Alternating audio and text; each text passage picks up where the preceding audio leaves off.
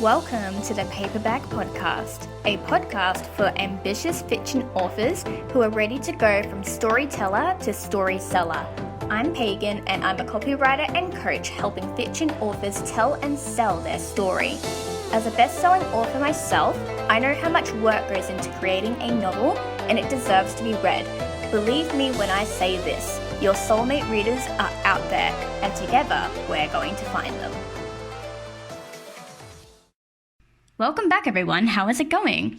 If you've managed to find your way here to this podcast, or you're a regular listener, you're probably aware that the internet is a wide and vast place to gain knowledge on writing, publishing, and marketing. In addition to this, it's kind of essential that authors be on the internet in this day and age to sell their books and maintain an author brand. But whether you're a new or seasoned author, you might be wondering where some of the best places are online to be hanging out. In this episode, I'm going to be sharing 5 of the best book websites for authors that you all need to be using. Without further ado, let's dive into it. It's time for Tool Tip of the Day. I love using tools and tips to automate my workflow and make running a business so much easier, and I aim to share one tool or tip per episode that I personally use and recommend. Today, I'm recommending the Write Life newsletter. The Write Life is one of my favorite websites, and although it's not mentioned in today's podcast episode listings, it's one I come back to every now and then for new tips, inspiration, and advice. One way to make sure you never miss a post is to subscribe to their newsletter.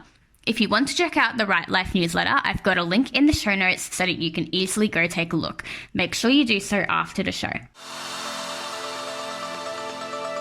Okay. Our first Bookish website of today's episode is Book Riot. Book Riot is your hub for Bookish blogs, podcasts, and videos. And not only is it an informative and relevant source of industry news, but it's a great place to do market research. You can see which books are trending, why they're trending, and even just get insight to what readers are into reading about from their blogs. It's not a bad place to hang out if you're learning the ropes of the literature industry or you just want some blog post inspiration. The second website I want to mention today is Goodreads. Now, Goodreads is a fantastic site, and it often surprises me just how many authors haven't heard of it. It's basically the official library of the internet. When a book is published, providing it has an ISBN number, it will automatically show up on Goodreads, unless you upload it prior to release, which is highly recommended. Readers use it to find books similar to the ones they love and review books they've read. You definitely want to be using this website because you can claim an official author profile, add your books to reading lists, participate in competitions, join groups and threads, and most importantly, get book reviews. The third website might strike you as a little odd, but just hear me out. Tumblr. So you might be wondering why on earth you should be using Tumblr, especially considering that I wouldn't recommend it as a professional author blog platform. Well, you see, Tumblr is a hidden goldmine for writing tips and character fandoms. If your target audience is teenagers and your book has a viral character ship, you can bet a pretty penny that someone is on there talking about it. It's worth exploring the site to see if there's anything particularly useful to you, whether it just be world-building tips and resources or market research into similar books from the perspective of readers. The fourth website of today's episode is likely one you've heard of before, Wattpad. It may be filled with fanfiction, but it also has a lot of talented writers, and it's a hub for young readership. Authors can post free stories here to help build readership, or even samples of published stories to entice more purchases.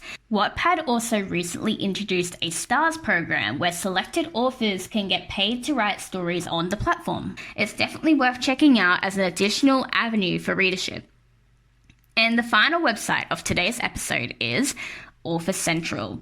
Amazon Author Central often gets overlooked, but it's a super important space to be using and keeping updated if you publish through Amazon. Not only is this where you can track and review books, sales info, and customer reviews, but it's the place where you'll keep your author page updated.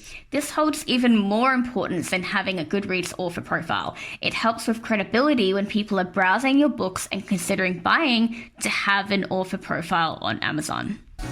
That's all I have for today's episode. If you enjoyed it, please leave a review, or if you found this specific episode helpful, please share it with a friend who you think might enjoy it too. And don't forget that I'll be back 2 weeks from now with another episode of the Paperback Podcast.